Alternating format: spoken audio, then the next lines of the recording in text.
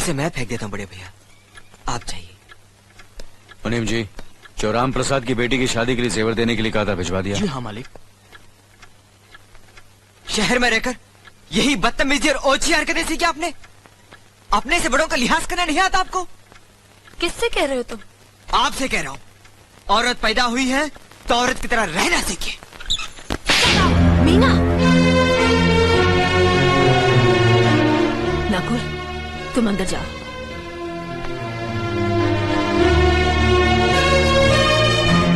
पागल हो गई हो तुम? औरत होकर एक मर्द पर हाथ उठाते हो? इतनी ऊंची घराने की बहू होकर ऐसी नीच हरकत, शर्म नहीं आई तुम्हें? कौन सा ऊंचा घराना? ये जहाँ सिर्फ एक आदमी राजा है और बाकी सब उसके गुलाम। मीना, चिल्लाइए मत। आप मेरी सास नहीं है। जिस तरह आप इस घर की बहू है वैसे मैं भी हूँ। बहू हो तो बहू की मर्यादा में रहो।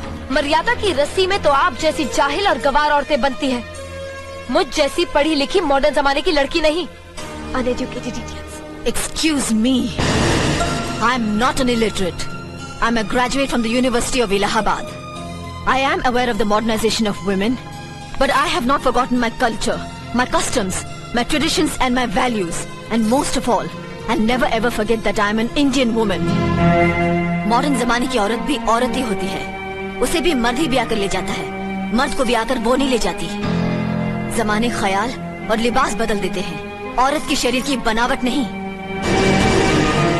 लोग तुम्हारे ख्याल की लड़कियों को लज्जत का सामान भले ही समझते हो, इज्जत के काबिल कोई नहीं समझता। इज्जत आज भी उन्हीं औरतों की होती है जिनकी आंखों में हया हो, लाज हो, शर्म हो। हम नहीं कहते कि तुम बंदिशों में रहो, लेकिन अपने दायरे की सीमा को मत भूलो। लड़की जब अपने माँ बाप के घर होती है तब उसके कांधों पर अपने ही घर की इज्जत का बोझ होता है, लेकिन जब वो बहू बनकर ससुराल जाती है तब उसके कांधों पर एक नहीं 2 परिवारों की इज्जत का बोझ होता है। आज जिस तरह तुमने नकुल को तमाचा मारा है, अगर उसी तरह उसका भी हाथ उठ जाता तो तुम्हारी क्या इज्जत रह जाती? कभी सोचा तुमने? क्या बात है मीना?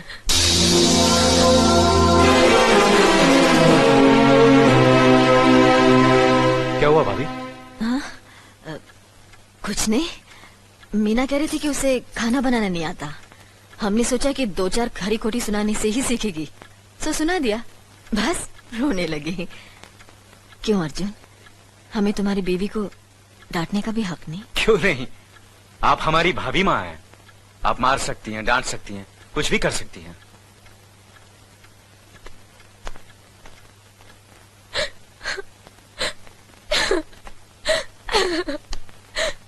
मैंने भूल की जो मैं लोगों के बीच आ गई। मेरी तो इस घर में कोई इज्जत ही नहीं है। जब देखो तो सब मेरी इंसल्ट करते रहते हैं। मैं कब से रो रही हूँ, तुम पूछ भी नहीं रहे हो कि मैं क्यों रो रही हूँ। बेकार रो रही है तो कौन पूछेगा? अच्छा, तो मैं तुम्हारे लिए और इस घर के लिए बेकार हो गई हूँ। अरे बेकार तो तुम हो गए अपने परिवार के बीच में रहकर। मैं कब से बोले जा रही हूँ और तुम हो के सुन ही नहीं रहे हो। इंसान की चीख सुनकर लोग शुभ अशुभ का विचार करते हैं, लेकिन जब मेंढकी को जुकाम होता है उसकी चीख की कोई परवाह नहीं करता। ये मत भूलो कि जब मेंढकी चिल्लाती है तो आंधी और तूफान आते हैं। आंधी और तूफान आएंगे तो उसका नतीजा तुम्हें ही भुगतना पड़ेगा। तो फिर ठीक है, अब मैं तुम्हारे साथ तब भी रहूंगी जब तुम मेरे साथ मेरे डैडी के घर रहोगे।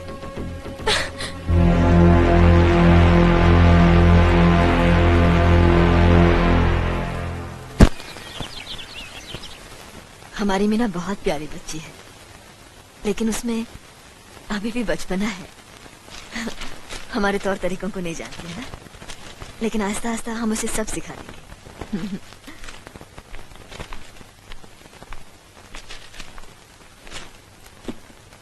बड़े भैया, ये अपने घर जाना चाहती है। जाना भी चाहिए। 4-5 महीने हो गए, मायके की याद भी आती होगी इसे। और अर्जुन, तुम्हारे ससुर जी तुम्हें कई बार बुला चुके हैं, तुम भी कुछ दिनों के लिए हो आओ, तुम्हारा मन भी बहल जाएगा। अगर ये वापस लौटने के लिए जा रही होती तो मैं जरूर जाता, मगर ये तो हमेशा के लिए इस घर से जा रही है। कैसी बातें कर रहे हो? अगर तुम दोनों के ख्यालात एक दूसरे से नहीं मिलते तो इस मामले को घर की 4 दीवारी में बैठकर आपस में सुलझा लेना चाहिए। बहू शहर की पढ़ी लिखी लड़की है, उसे गांव की रीति रिवाज के बारे में क्या मालूम? ये तो तुम्हारा फर्ज बनता अर्जुन कि तुम उसे हमारे तौर तरीके सिखाओ।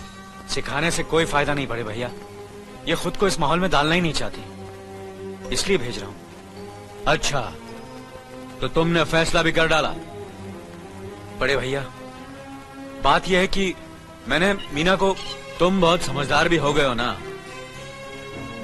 तो फिर तुम्हें इतना तो समझ लेना चाहिए, अगर बहू अपने आप को बदल नहीं पा रही है तो तुम बहू के मुताबिक बदल जाओ।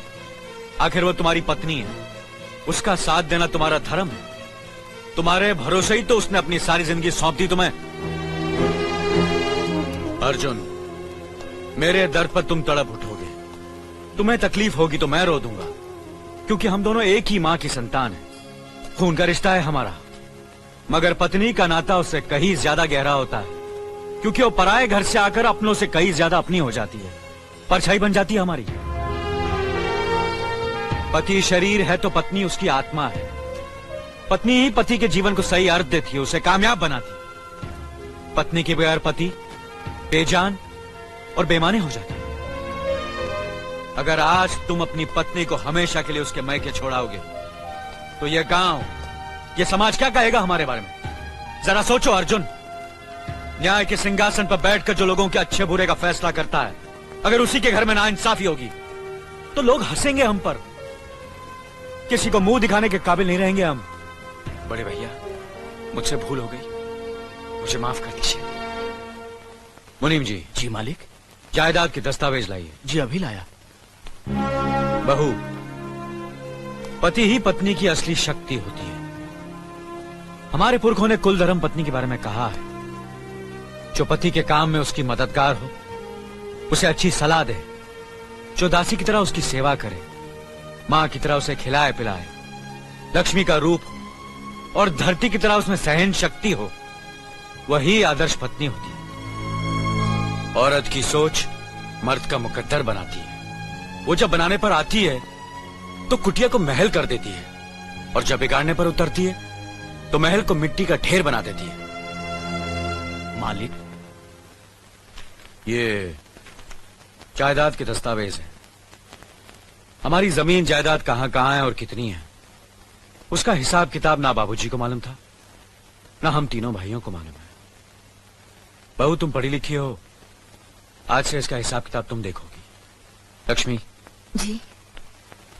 अपनी चाबियों का गुच्छा और ये कागजात बहू को दे दो।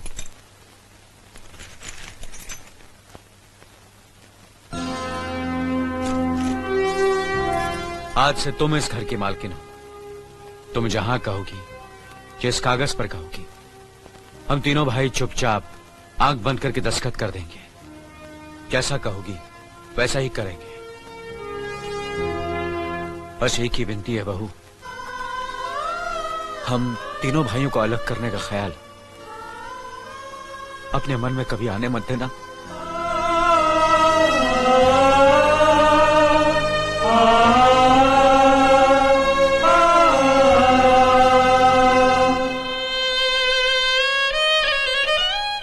बहुत अच्छा किया तुमने बहू, बहुत अच्छा किया। इनकी आंखों में आंसू देखने की हमने सपने में भी उम्मीद नहीं की थी, लेकिन तुमने हमें दिखा दिया। बहुत अच्छा किया तुमने, बहुत अच्छा किया।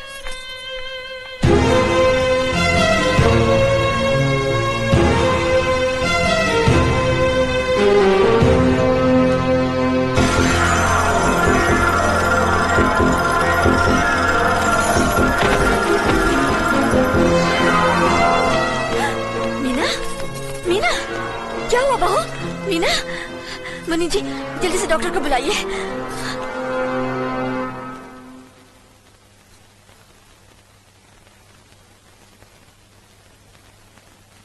घबराने की कोई बात नहीं, ये माँ बनने वाली है।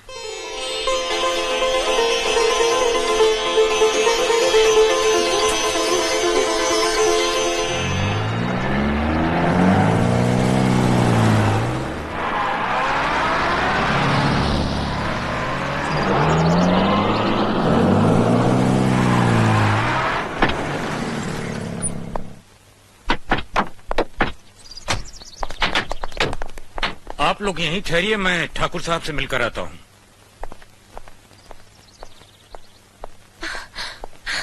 डैडी, डैडी, कैसी हो बेटी? What a pleasant surprise. आने की खबर भी नहीं की।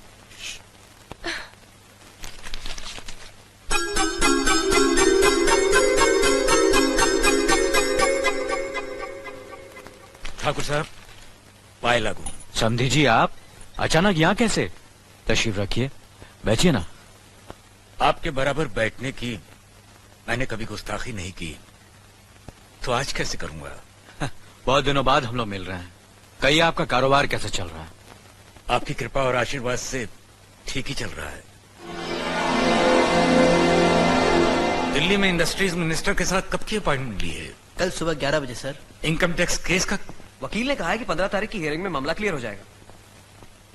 आज एक्सपोर्ट का माल जापान के लिए जहाज से रवाना हो जाएगा ना? जी हाँ सर। नमस्ते ठाकुर साहब।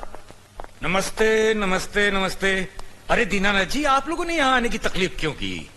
मैं आपकी संस्था के लिए गवर्नर साहब से बात कर चुका हूँ, आपका काम हो जाएगा। धन्यवाद, बहुत बहुत। अरे गोपीनाथ जी, होम मिनिस्टर ने वादा किया कि आपके भाई का ट्रांसफर जल्दी ही हो जाएगा। Thank you sir. Daddy, good morning daddy. Good morning my child. आप कहीं जा रहे हैं क्या? हाँ बेटी, एक जरूरी काम से दिल्ली जा रहा हूँ। अपना ख्याल रखना। ओके। Okay, bye. पास में ही फैक्ट्री के लिए जमीन देखने आया था, सोचा आपके दर्शन करता चलूं।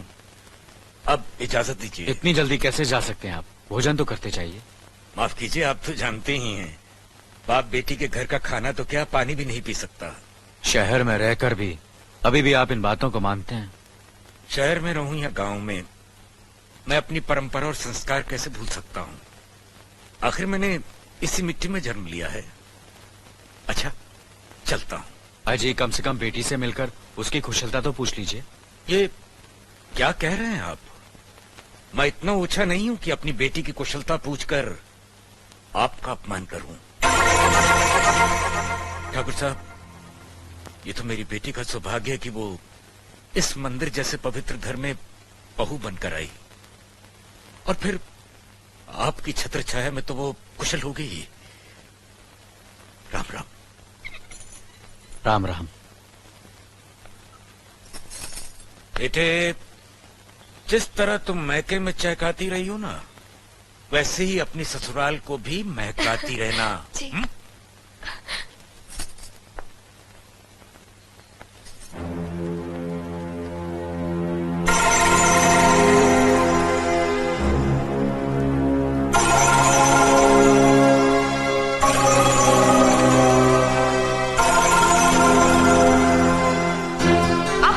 बड़े हैं ना, किससे किस तरह की बात की जाती है, इतनी तमीज तो आपको आनी चाहिए। Mind it, mind it, mind it, mind it, mind it. बड़े भैया, मुझे माफ कर दीजिए। क्या हुआ? मुझे माफ कर दीजिए। ये क्या कर रही हो? अपने पापों का प्रायश्चित कर रही हूँ। मैंने आप जैसे देवता का अपमान किया है, आपका दिल दुखा है, मुझे माफ कर दीजिए बड़े भैया, मुझे माफ कर दीजिए, मुझे माफ कर दीजिए। लक्ष्मी, मुझे माफ कर दीजिए बड़े भैया, बड़े भैया मुझे माफ कर दीजिए, मुझ पर तरस खाकर मुझे माफ कर दीजिए बड़े चलो भैया। तुम्हें ऐसे नहीं बैठना चाहिए, मुझे माफ इससे बच्चे पर असर पड़ेगा बेटे। मैं आपकी भी दोषी हूँ दीदी, आपने जेठानी की जगह माँ बनकर मेरी गलतियों को बर्दाश्त किया, और मैं अभागन आपकी बेटी न बन सकी। मुझे माफ कर दीजिए दीदी, मुझे माफ कर दीजिए। अब चुप भी हो जाओ। तो हमने कब तुम्हारी बात का बुरा माना? हाँ, अगली रोते नहीं, रोते नहीं।